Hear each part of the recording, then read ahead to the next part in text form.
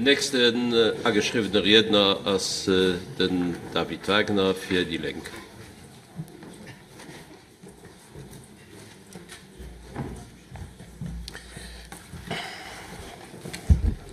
Merci, Herr Präsident. An enger Umfrage von TNS Ilres, die de Mouvement Ökologik 2009 schon an Auftrag gin huet, goufen Konsumenten zu Lützeburg gefrot, wéi eng Bedeutung fir sie lokal, regional, saisonal an nohalteg produzéiert Iswuren spillen, aéi se zu landwirtschaftlicher Produktion stehen do raus as folgendes a Viergangen 92% vun de Befroten van net wichtech regional a saisonal Produkter zu konsumieren, 70% wären der Meinung, dass der Staat d'Umstellung ob eng biologisch landwirtschaftlich Produktion soll weiterdreiben, 82% respektiv 81% van der wichtig Biodiversität zu schützen, an den Erhalt vu proprem Wasser zu verteidigen. Über 80% von der Leid sind der Meinung gewircht, dass Erkantinen méi regional a biologisch Produkte sollen serviert gehen, an noch Restaurants sollen incitiert gehen, dem Beispiel not zu goen. 81% sind schließlich der Meinung, dass Bauern fair Preise für ihre Produkte sollen kreen, aber wäre sogar bereit, etwas mehr für die Milch zu bezahlen. Auch nicht so viel an diesen Zöllewellen ran interpretieren, weisen Resultate aber, dass die meisten Leute sich lokale regionale Produkte aus einer ökologischer, sozial, nachhaltiger Landwirtschaft wünschen. Und ich gehe davon heraus, dass die Majorität am Haus, vielleicht sogar jederin, auch der Meinung ist, dass Biodiversität wichtig ist, dass es wichtig ist, lokal zu essen, dass Bauern zumal die Umwelt, die Boden und Konsumenten respektieren, von ihrer Arbeit leben können. Eine Sache für wäsch. Jo, der Beruf vom Bauer ist kein einfacher Beruf, auch wenn er sich stark modernisiert wird. Aber in unserer Gesellschaft gibt es viele Berufe, wo die Leute viel schaffen müssen, die auch nicht unbedingt immens gut bezahlt gehen und dem nur immer Männer bezahlt gehen, und die auch eine große Responsabilität drohen, ohne Idee, die ihren Beruf auch als Gesellschaft nicht richtig funktionieren. Firmen, die nicht gut bezahlt, schaffen immens viel und eine starke Responsabilität, aber müssen sich auf vielen Prozeduren und Reglementen auch halten. An der Beruf vergeht da viel. Ich meine, wir müssen aufpassen, keine falschen Debatten zu führen. Es geht nicht darum, zu urteilen, was Bauern richtig machen oder nicht richtig machen. Es geht der eine und geht der andere, das wissen wir alle. Wir müssen den Rahmen schaffen, an dem Bauern noch schaffen. Darum geht es. Ein Rahmen, den das an unseren absurd, den aktuellen Wellen engerseits auf den freien Markt setzt, aber wieder der sogenannte freie Markt gar nicht so gut funktioniert, wie das an der Theorie so schön klingt, muss die Allgemeinheit ansprangen und Bauern mit Subsidien subventionieren. Das ist auch richtig. Die Frage stellt sich nicht, wer subventioniert den auf für was? Und vielleicht sind nicht unbedingt immer die richtig am richtigen Mussen subventioniert gehen. Auch vielleicht auch nicht encouragiert gehen, für gewisse Reformen zu machen, weil das schon verständlich, wann in einen Betrieb muss feiern, da weiß ich nicht unbedingt immer, wie nur ausgeseit an das Risiko anzugehen, da das gut für Theoretiker, aber natürlich muss der klaren Rahmen bestehen, weil wir sind uns alle einig, dass wir gehen davon heraus, dass immens viele Bauern wählten an die Richtung gehen, für lokal an so proper wie möglich können zu produzieren. Biolandwirtschaft hat heute einen Anteil von 3% und der gesamten bewirtschafteter Fläche. Denn Herr Anzia, als wir noch darüber angegangen, es gibt einige Länder in Europa, die gut 20% Biolandwirtschaft haben. Das Beispiel von Liechtenstein von 30%, wo sie sich mal nicht. Das sind so kleine Länder, wo ihn sich auch nicht immer dafür interessiert, sogar als Lützeburger geschickt hat. Produkte, die auf der Fläche aber erzeugt gehen, die bei weitem nicht durch, für die Nachfrage zu stellen, Verarbeitung, sondern die Logistikstruktur für biologische Erzeugnisse, die fehlen ganz oft.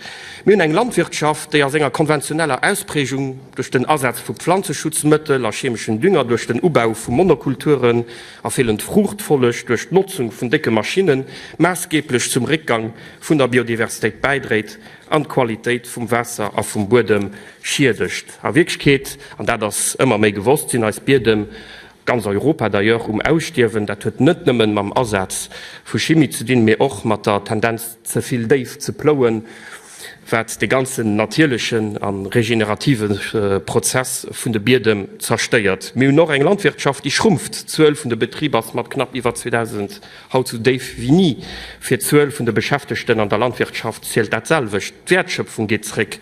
Des Entwicklungen sind awer begelegt gin vun enger massiver Konzentration an der Landwirtschaft, die follecht war auch vun der PAK.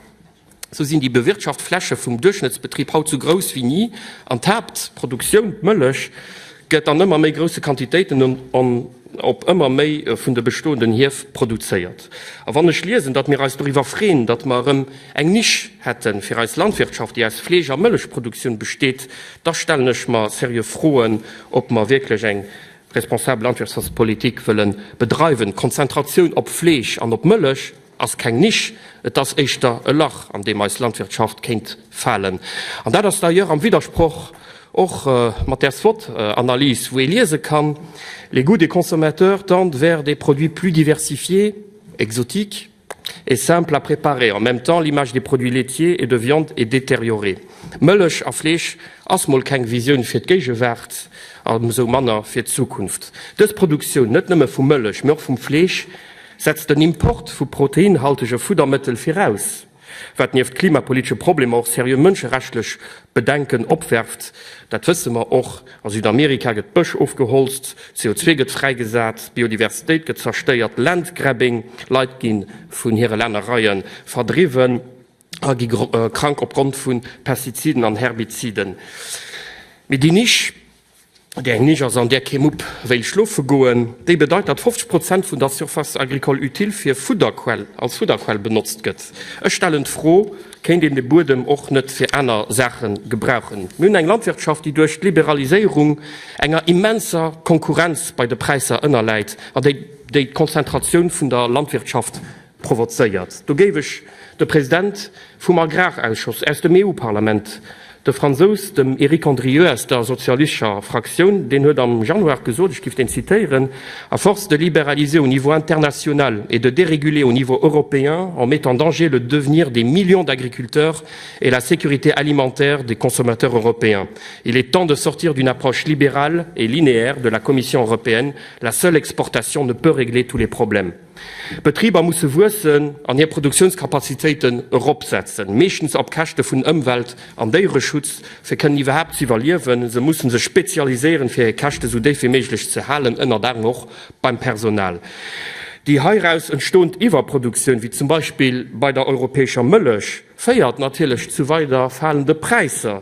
Verpreise an anständig Revenuen fir Bauern an Ungestellte sinn so net méiglech.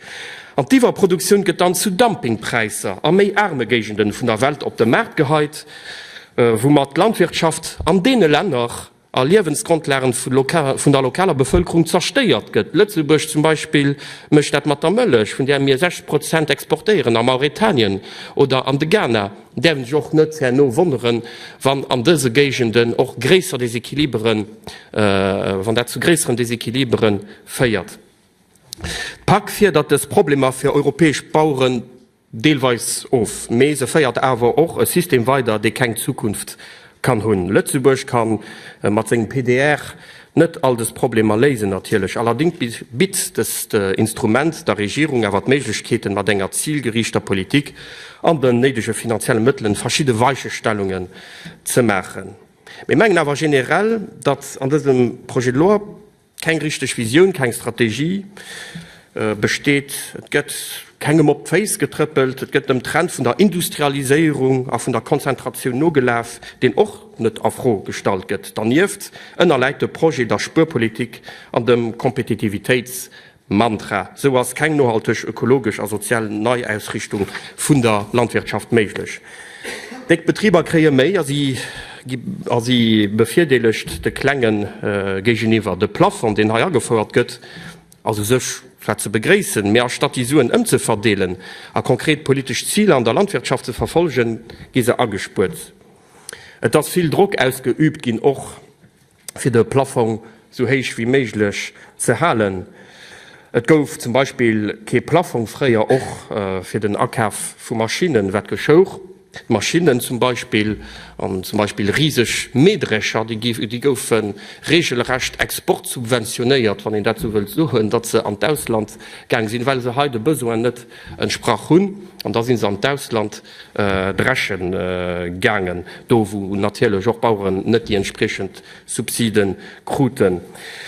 So gëtt der Konzentration vu Betrieber net entgéint gewirkt, ganz am Gegendeel. De klenge Familiebetrieb kënnt ha potenziell méi schlecht wäch. An dat das unlogisch, war Großbetrieber wie immer gesot gët méi effikaz kënne schaffen, da stelle sech froh, fir wat déi och besser subventionéiert zolle ginn. An noch wann de Plafond angeféiert gëtt, da stelle man fest, dat Groexploitationen indeutig dann méi befirdeligt ginn.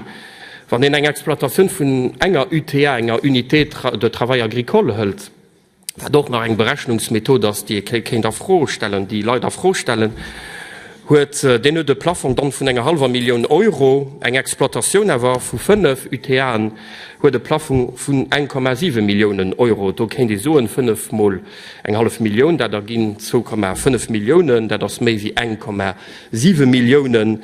Mech menge so kann den dat net berechnen, weil an do kennt noch vun de Preiser vum Ackerland schwätzen. An ech menggen kann noch wirklich net so berechnen, weil wann den vun der Ökonomie de Shell ausgeht, da wesinn och van netläit an absoluten Zuelen degressiv as et an relativen Montan progressiv. A wann dann monéiert och gëtt dat gréser Betrieber méi produktiv wären a méi effikaz, schaffe kenten da stel sech Profiwert so stark subventioniert ginn, dat hunn ich fir Drun schon gesot, war méger Zeit fir raus. Mi noch ein Problem mat de Selektionskriterien bei ha kënnt quasi all Betrieb an de Genoss vun ökologische Primen oni das Chloras op iwwerhaft Appppes errecht gëtt, wéi verschieden Zieler och wat Biodiversität an de Wasserschutz ugeet sollen ëmgesät ginn, dat ass net so ganz klar. All Betrieber mussssen awer ablo Dossien agin, befir se kënnen Subventionioune kreen. So entsteet natierlech bürokratischen Opwand, déi weder dem Bauer nach der Ëmwelt unbedingt Appppes bringt. An do rëm de gréesere Betrieb ka sech de bürokratischen Opwand wahrscheinlich besser lechten, wéi demi klengen an de gréesere Betrieb, den et net so echt hëlt fleit mat den ökologische Kriterien, de kann trotzdem dann des Primen kreien, wobei de Klängebetrieb den net serieux mëcht, an dofir och méi Geld investieren, muss de Krit des Primen och mehr als eng Käier an den Kontext an der deloyaler Konkurrenz vum gräseren Manner Fleit, Manner ökologische Betrieb ausgesetzt. Biolandwirtschaft an Transition hier zu Biolandwirtschaft bleibt ökonomisch weiterhin wenig rentabel. De manque à gagner vu Biobetrieber par rapport zu konventionellen gëtt mat de proposéierte Primen net ausgeglach, also bleibt leider Bio-Appes fir Idealisten. Herr Präsident, ich gëchte auch mat großem Interesse dem Herr Gras eng Question Elargino gelecht hat iwwer Verhandlungen tech der EU an dem Mercosur. Den Herr Gras, ja, waren da net viel Mänglisch, die gut no gelecht dat hunn. Leider sind interessante Debatten gëmmer moment vun Sitzungen, dat mis den gesinn. Mit den Herr Gras huet sech viel Sege gemacht an dat zurecht. Ich muss aber auch so, dat mir awer bisssen als Link auch freeen, dat Loserlech schiin ufängt dat anzugesinn, wat mich schon für Joren dennoncéiert hunn, a wofir drun mir gewarnt hunn, a wo ken als serieux geholle huet. Lo wo et echt gëtt, lo wo gefore konkret ginn, fänken darun mat zideren. Den Herr Gras zu recht de parallel mam TTIP gezun. De parallel kann den mam CETA natürlich auch feieren. Und das richtig zu soen, dat het net nimm des Akkoren geht, weil die EU eng ganz helle Wul vun Akkorde verhandelt, wat andere Gegenden vun der Welt, die kengen Bierger zugutkommen, weil se den Druck vun de Multien Rechnung drohen. Bauern an Europa noch zu Lützeburg, also go die Bauern, die Menge sie wäre Großbauern, sollen sech seriös Suge machen. Sie werden der Konkurrenz net nimmen aus Lateinamerika, mir auch net aus den USA aushalen, weil so wie an den USA Fleisch oder Lateinamerika produziert gëtt mat Antibiotika, Wurstungshormonen an de Feedlots, do werden se do net können mathalen. An do wollte genre woch bisssen op en gewissen Hypokrisie hiweisen, die singesgleichen Erwerheisichter. Hai am Haus ginnet Vertreter, die sich als Großverteidiger vun der Landwirtschaft durchstellen. Und ich gucke ganz bewusst op ménger Rezerseits. Die sich als Großverteidiger vun de Bauern durchstellen oder inszenieren, an der Java am selvechten Otemzug fir den TTIP sinn, fir den CETA sinn, fir all die Handelsverträge auch immer gestimmt hun. Wie kredibel ass dat? Weil wen fir den TTIP oder fir den CETA ass, de fällt de Bauern an Rick. An noch van de Lot ADR ënner derm och entdeckt huet, dat den TTIP oder den CETA fleit schlecht hin sinn, weil se lo euro bëssen dëmfro kucken. Ech will just nëmmen run erinnern, wo 4 Joer hat just ein Turpel hei eng Reet gehalen iwwer den TTIP. Do hatten da net viel drüber geschwat ja Karteiser de Stonghai an de sot den den TTIP mat ganzer Kraft a mat ganzer Wucht verteidigt an so dat wären alles lenk a gering hier Gehirspennstren an so weiter do denen der den gonnet nolächten lo op Bemol machen se so wie wann se géint den TTIP an CETA sinn, weil soch Makro tun dat Bauuren sech Suge machen zu recht man sech sugen. Dofir wollte ich aber noch drop do oprufen dat Leiit diese Landwirtschaft und Bauern Suge machen an Bauern selber, die muss ganz gut oppassen, wat hier Volksvertreter alles zu machen, an inwiefern sie auch kredibel a kohärent sind. So Merci. An dem Sinn es in verschiedene Gründe sind net zu men vermengeriert kommen, werden man trotzdem géint diese Projekt de loi stimmen.